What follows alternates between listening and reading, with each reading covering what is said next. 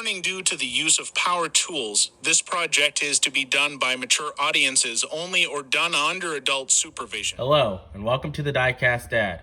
In this video, I'm going to show you how to prep your stripped Hot Wheels diecast for painting. So there's a few things you're going to need, and I'll show you what they are. So first, you of course need your stripped diecast. You're going to need a wire brush, either a hand one or one for a rotary tool. You're going to need some steel wool. This just came out of a 12 pack that's assorted. It was from Walmart. But the only one you're really going to use is this extra fine one. And what I do is I cut mine in half. So the first thing I usually do is start with my steel wool.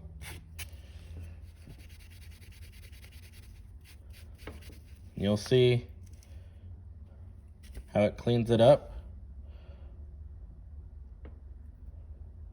So you keep doing that over the whole car.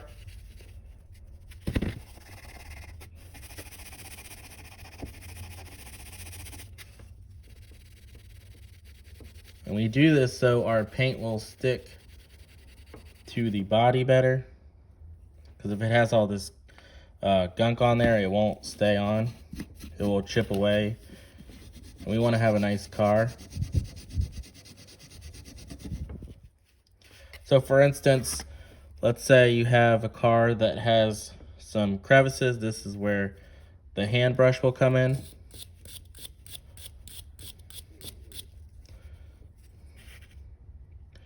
And it'll clean down in there.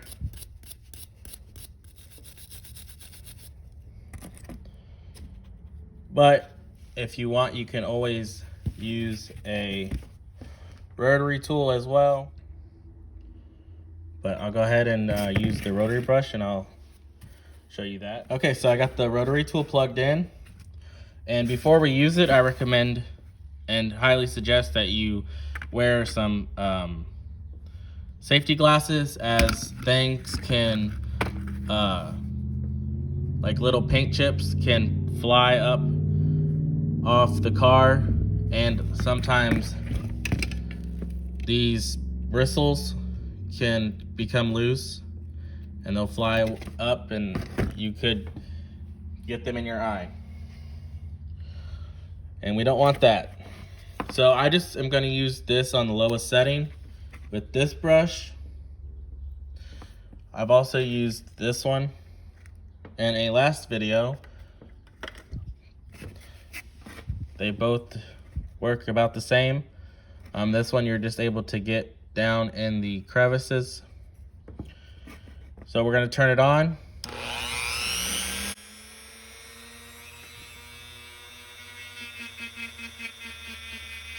Just go over the car.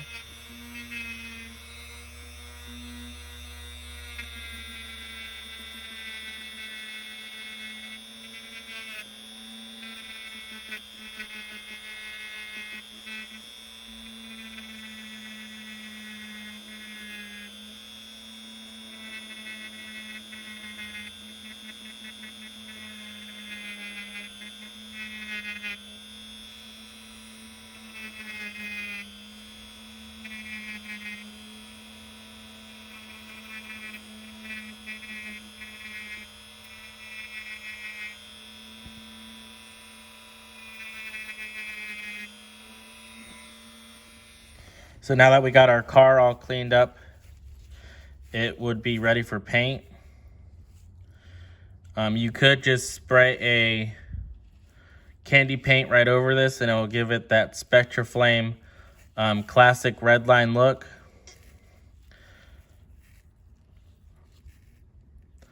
But there are a few problems that you could come across within your casting. One of them being casting lines. This car don't have any. And divots or dimples in it. So I have another car that has a big dimple in it, so I'll show you that and how to fix it. But this car would be ready to paint. But this one is Diecast Boy Wonders, so when he gets home, he's gonna paint it. So I'll switch over to the other car and I'll show you how to fix the problem with the divot and how we're gonna paint it. So let's switch to the other car. All right, so on this car, as you can probably already tell, there's a big dimple at the top right here. This is a car I got from a dump bin, and you can see what it looked like previously before I stripped it in my latest Saturday Diecast finds video. But when I pulled it out, you could tell that there was a dimple on the top, and the paint on this hood scoop was chipped, but you can mainly notice the dimple. So as you see, even if you paint over it, it'll still be there, like how when they painted it, you could see it. Now there is other little dimples, and you could also cover them as well. And here's an example of casting lines, as you see on the bottom.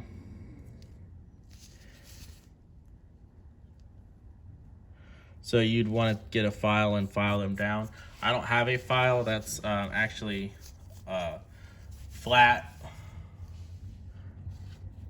So I'm just gonna use some sandpaper. This is 220. I'm just gonna tear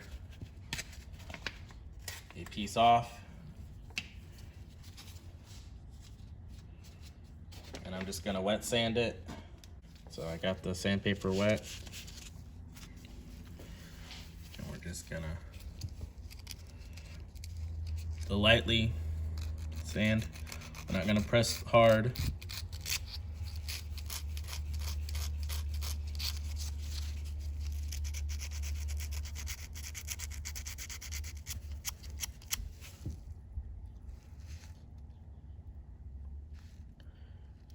So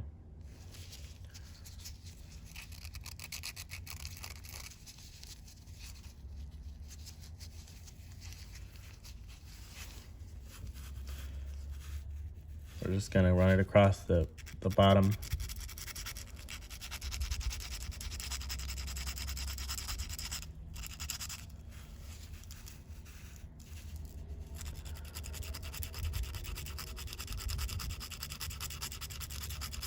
I'm not even applying any pressure. I'm just holding it and just going like that. So as you see, it's not even going through the glove. So just real light, and as you see, it's already gone. I'm just gonna work it a little bit more. I'm gonna stop right there. That's good enough for me. I can't feel it no more. It feels pretty smooth. So now how to fix the divot. You're gonna want some Bondo glazing and spot putty. What I do is I get something like cardboard. I'll just cut a piece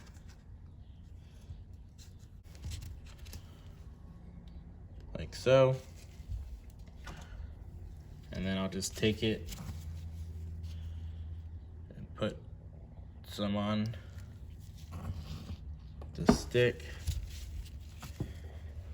and just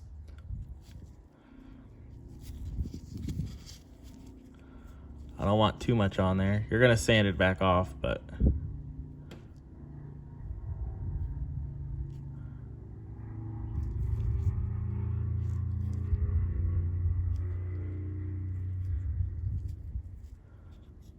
there. We'll leave it like that. And then you'll let this dry, and I'll show you the next step. All right, so it's had some time to dry. So now what you're gonna wanna do is just take, I'm using the same 220, a little corner, and very gently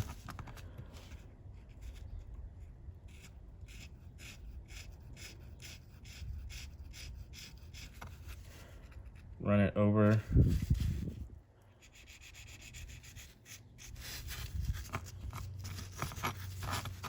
So now that we sanded our excess glazing putty, I would take the car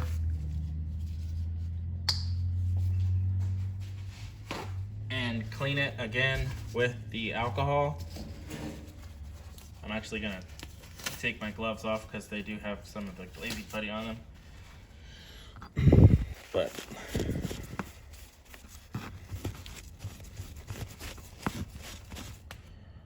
I would call this good. So it's gonna be ready for paint. So I'll see you over in the paint booth. And this is the airbrush that I use. It's just a master airbrush. You can find this on Amazon. They call it the Cool Runner now, I'm pretty sure, and it's like $100 and something. So it's pretty cheap, and it even comes with some paint and stuff. But airbrush is not necessary to paint the car. You could use this cheap Rattle Can, and I'll show you. This is the bottom plate for the 32 Ford, and it was orange, and I painted it with the Rattle Can, and this was silver, and I painted it black. I taped off the engine so it would stay chrome. And these is just helping hands that I made. It's just some alligator clips drilled into some wood. So I just wanted to make a quick video to show you that you didn't need the most fanciest of things. You could even use a cardboard box as your paint booth. You don't even really need a paint booth. You could just paint outside as long as, you know, you cover your car up with something afterwards so it don't get any dust or anything from outside on it. But you don't need the most expensive airbrush. You don't need the most expensive paints. As you guys know, I just recently switched from using acrylic paint and I've started using Createx. The only thing is it does work faster for the Createx. It sprays through the gun a lot better because it's made specifically for that. So that's the only thing I would say I would go a little bit extra on is buying the actual airbrush paint. But even then, you can buy inexpensive airbrush paint just to try it out. So that's pretty much it. We're gonna start on painting this car. All right, so we got our car ready for paint. We're gonna be painting it, our base coat, this color. It is 5 drops of Wicked Aluminum.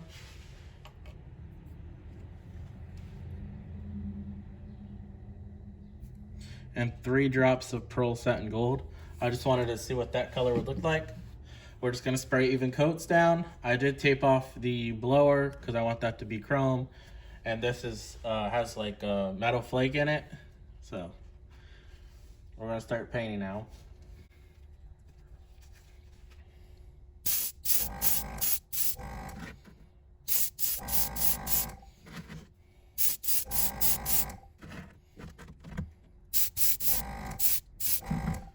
You want to move it around and get it from different angles, that way you get it fully covered.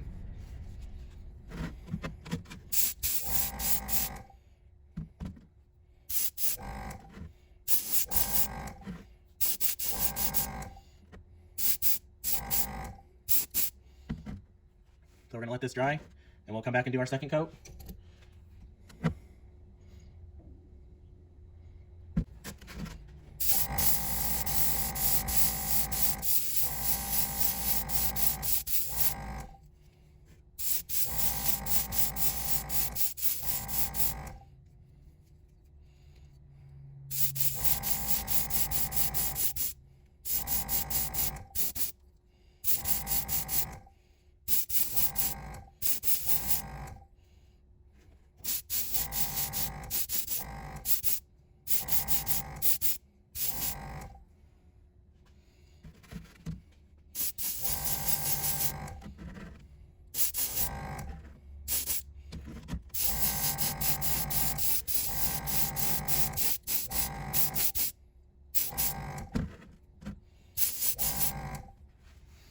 So we'll let this dry and then we'll come back with our top coat color. All right, so at this point you can pretty much just put your car together after you clear coat your car. I just use Rust-Oleum clear coat. I've also used Duplicolor high performance wheel coating before. And this is actually what I started using when I started doing customs.